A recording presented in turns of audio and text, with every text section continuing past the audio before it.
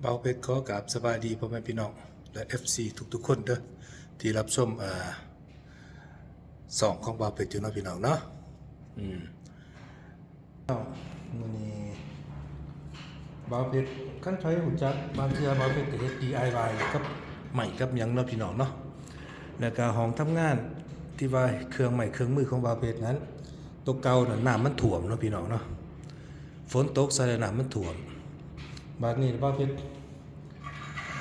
ได้บอลไม้พี่น้องเลยแต่ว่าอยู่ใต้ดินเด้อพี่น้องเด้ออยู่ใต้ดินแบบว่านี่เป็นห้องเป็นยังอยู่ใต้ดินเด้อพี่น้องเด้อแล้วก็อันนี้ยังก็อันมันเนี่ยว่าเป็นว่าเปลี่ยนกุญแจล็อกกุญแจใหม่ๆเด้อพี่น้องเลยนี่กุญแจใหม่ๆเด้อมันเป็นเปลี่ยนเด้อพี่น้องเด้อแล้วทายพี่น้องเบิ่งก็ซื้อมาเมื่อวานนี่มาเปลี่ยนใหม่แล้วก็อันนี้มันก็เปลี่ยนใหม่ก็พี่น้องเนาะก็หมดไปแล้ว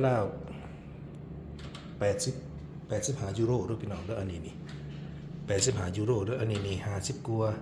อันนี้50กว่านี่แล้วก็อันนี้30นะพี่น้องเนาะเดี๋ยวนี้ว่าเพชรใดมาอยู่นี่แล้วพี่น้อง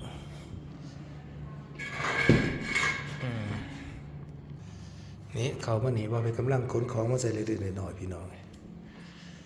นี่ก็ห้องนึงนะพี่น้องเนาะแบบว่าตอนหนามันเนาะวางเพชรว่างของใส่เลยของว่าเพชรนั่นแหละกำลังเมียนอยู่พี่น้องแล้วเขามานี้นะห้องนี้จะเป็นห้องเนาะพี่น้องเนาะนี่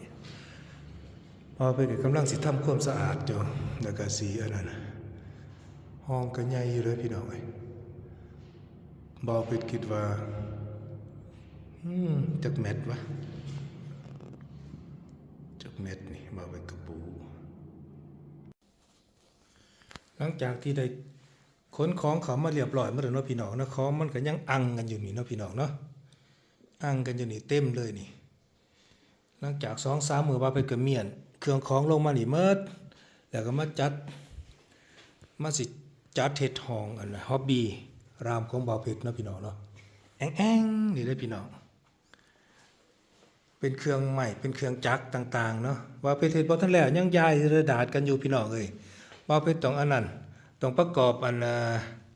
หิงก่อนเนาะประกอบหิงแล้วก็จังตั้งฐานมันได้จังตั้งอันนั้นได้เนาะตั้งไว้ของไว้ยังได้หลายเนาะพี่น้องเนาะนี่เล็กที่ว่าบ่าวเพชรที่ว่า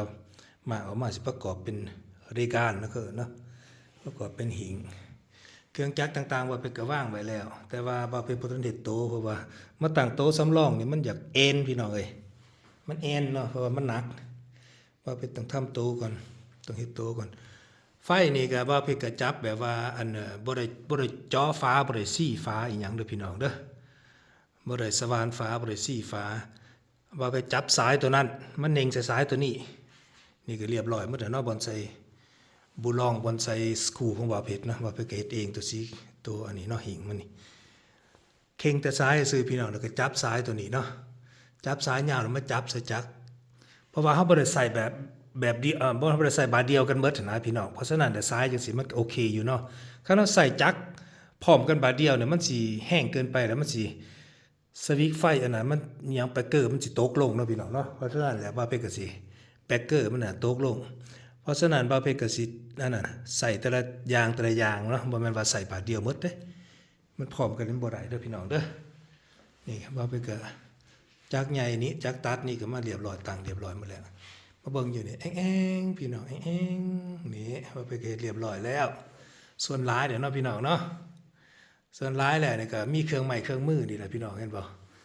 อันนี้เป็นเครื่องไม้เครื่องมือที่ว่าเพชรต้องการนะพี่น้องเนาะ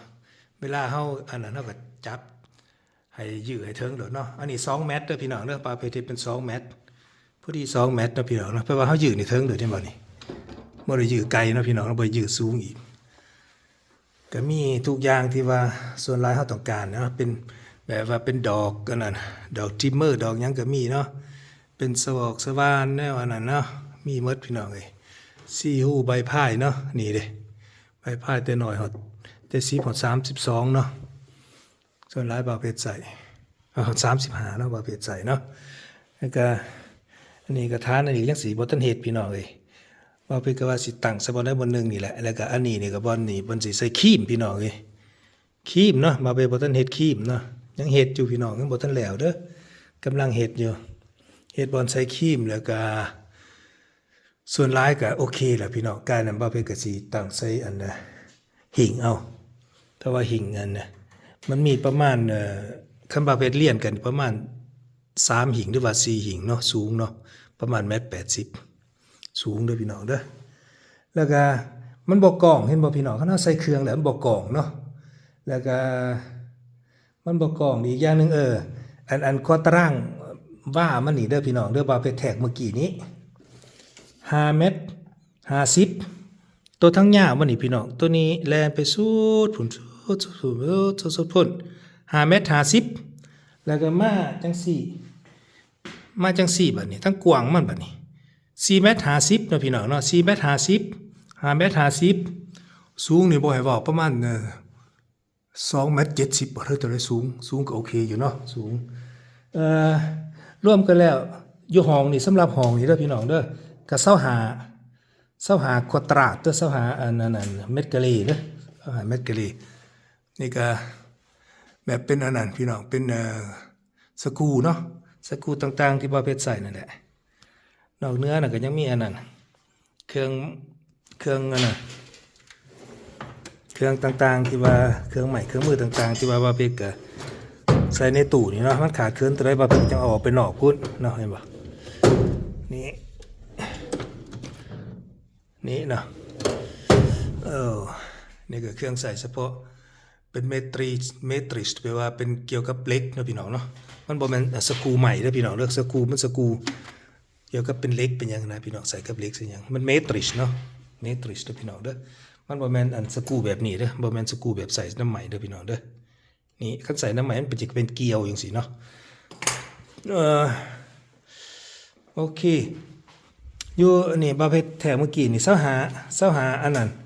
ตารางเมตรอยู่ข้างนอกนี่พี่น้อง4 เมตรเด้อพี่น้องเด้อก็4 เมตร 50เด้อ4 เมตร 50มาคูณให้2 เมตร 50ทั้งกว้างนี่2 เมตร 50ทั้งไปจังซี่นี่ก็4 เมตร 50ก็พอดีเป็นประมาณ10 เมตรรวมกันก็พอดี35 เมตร35อันนั้นเนาะก็โอเคอยู่เนาะบนใส่ของเนาะอันทั้งในนี่ว่าเพิ่นก็เฮ็ดแบบว่า DIY พี่น้องเอ้ย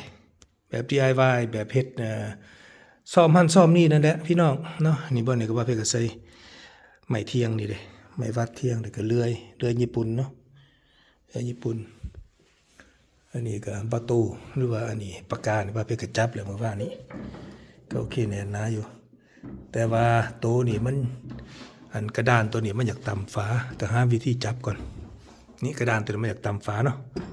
เห็นป่ะมันดังแก๊กๆเราไปต้องหาวิธีจับโอเคส่วนหลายก็เรียบร้อยหมดแล้วพี่น้องเอ้ยก็ติดตามเบิ่งเลยนะพี่น้องเด้อเอาแค่นี้ก่อนเนาะพี่น้องเนาะ